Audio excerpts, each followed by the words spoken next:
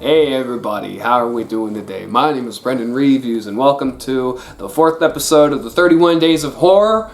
And what did we review last season when it was the 4th episode? That's right, we reviewed Shining and The Omen, right? So how about we look over the sequel to The Shining? That being Dr. Sleep. It finally got a film adaptation during 2019. I think the movie lives up to my expectations just about as well as it probably could have, as a sequel to one of the greatest and most influential horror movies of all time, being Stanley Kubrick's The Shining. Well, without further ado, let's talk about it. But let me clarify, this is a sequel to the movie, not just the book, not just the book. This is a sequel to the movie. So the Overlook Hotel in this movie does still exist and hasn't been burnt to the ground like it is at the end of the Shining book.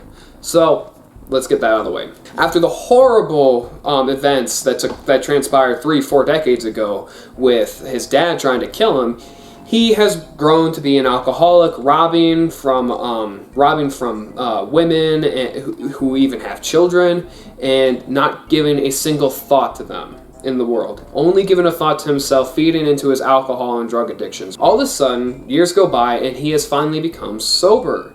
And out of nowhere, somebody starts to have the power of The Shining and reaches out to him. She is so powerful that it reaches out to somebody else called Rose the Hat, who just so happens to be somebody who feeds off of people with The Shining to give them not immortality, but lets them live longer, lets them have this incredible amount of strength. It's about how these two have to join each other and take on Rose the Hat, or else they too will be consumed by her and her gang. Do I think it's as good as the 1980 original? No, I do not.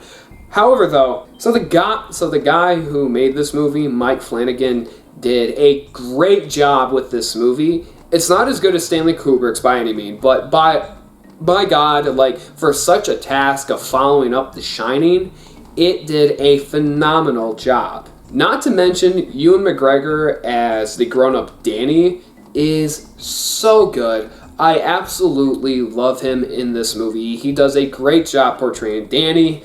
And throughout the whole movie, everybody gives excellent performances. But easily, the person who has the best performance in this movie is Rebecca Ferguson as Rose the Hat. She is a horrifying villain, especially when she gets a hold of this kid about half an hour into the movie. She is truly a menace in this movie, and her performance is fantastic. You feel every ounce of her emotions. You feel what she's going through. You feel why she wants to live forever. You feel her pain if something bad happens to her, which there are definitely some bad shit that happens to her. And guys, I'm telling you, this movie worked on a level that is normally not able to be achieved, especially this late after a movie has come out. Think about how many movies have had a sequel, right? And then 2-3 decades go by and they give it another sequel and it's just not good, right? Your expectations are too high, or the movie itself just can't live up to what everybody else wanted it or needed it to be. This movie does the impossible and lives up to those expectations really well and gives a satisfying ending to Danny's character. And I personally think that this movie is as good as it could have been. And it's a well thought out and well written movie, especially because it manages to find a way to blend the book and it manages to be able to blend the original Shining and the book version of The Shining into kind of its own little morphed sequel, if that makes sense. And guys, I heavily recommend you guys watch this, especially if you guys loved the Stanley Kubrick Shining. If you didn't, then you won't like this movie. At least I don't know if you guys will.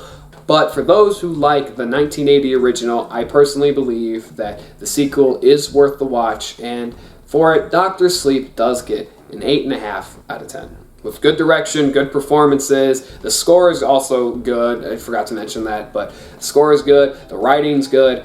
Overall, the movie is very good, and it's so hard for a movie like this to live up to those expectations, but it did relatively well, and I think that this movie deserves more praise than the average moviegoer. So, there you go. My name is Brendan Reviews. I hope you guys have a great day, evening, night, whatever the fuck time you guys are watching this, and I will see you all next time.